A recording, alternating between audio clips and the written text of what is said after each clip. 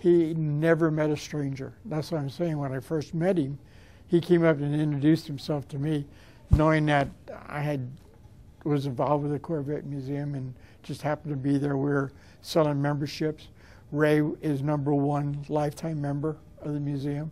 I mean, he really stepped up to the plate when we talked about building a place for Corvette people to come and enjoy the vehicle. Ray was at a union meeting, and there was an attorney there that was promoting various things, and the attorney had mentioned to one of the other engineers about buying a new Corvette and joining the museum, and he is showing his card.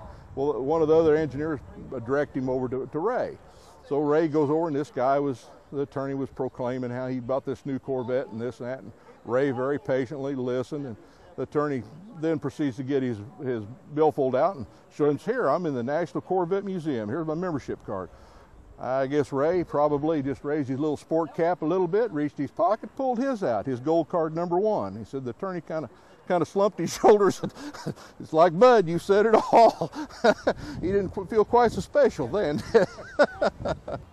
It was always about the people more than the cars. He loved to talk to people about cars.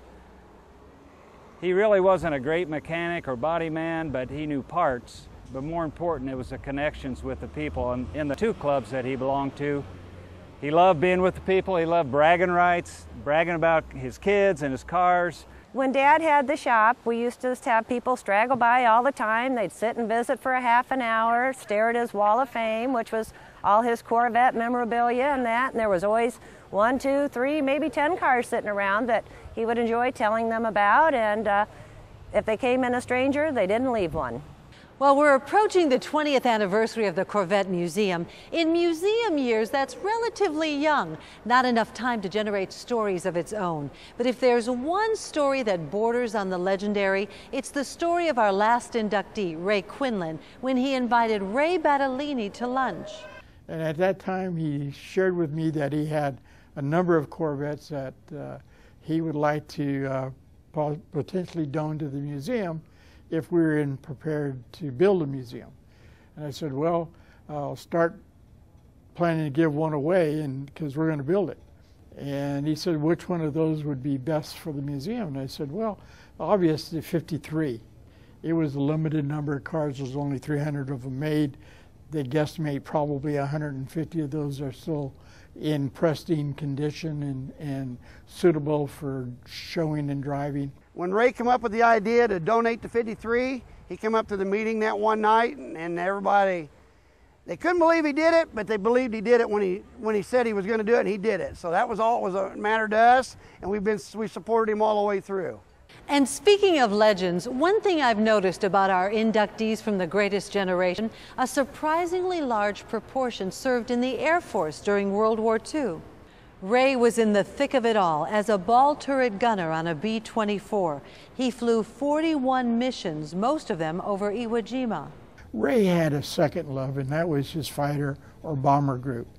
He said this was his mecca for cars, and his bomber group is his home for the pilots and the bombardiers that flew during World War II.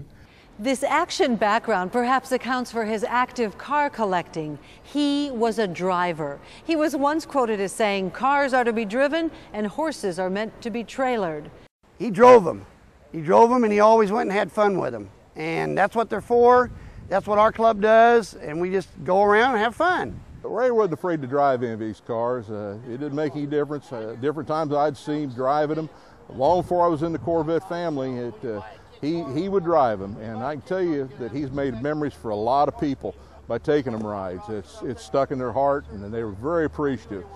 He was not a tire wiper by any means. He would drive the cars, and it's amazing when his name comes up. Somebody will mention, well, I was a kid that he took me riding the Cobra, he took me riding this Vette, or he took me riding this. And so it made a lot of memories from many years ago they haven't forgot. Like anybody, the first time they see their Vette or first time they take a ride, Ray implanted a lot of memories in a lot of people. He wanted them out where other people could see them and appreciate them. And I remember him saying that that was the reason he wanted to donate the 53 to the museum, because it was too beautiful of a car to not have everyone be able to see it. And since there were so few available anymore. He wanted it to be out there where people who loved Corvettes could see it and enjoy it.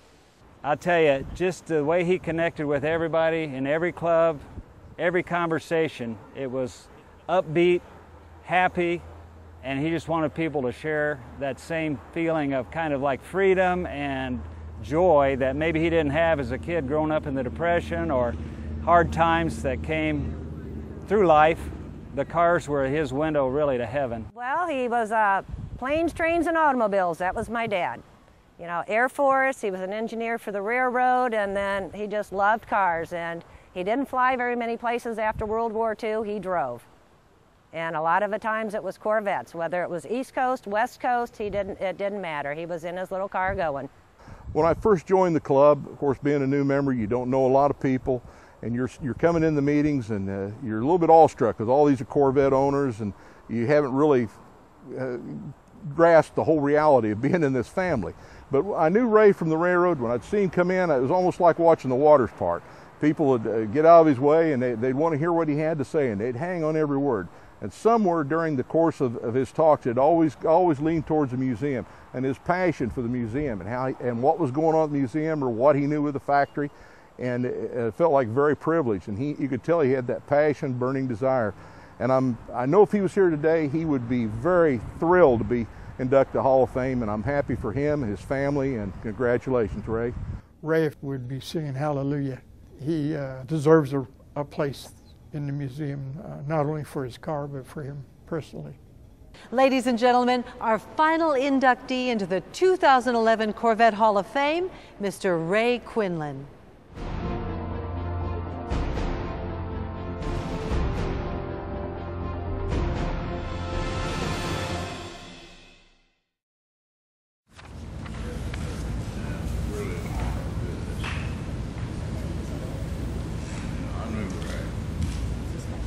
The plaque reads, Ray Quinlan for his outstanding accomplishments and significant contributions to the Corvette. Induction to the Corvette Hall of Fame, September 1st, 2011. Congratulations.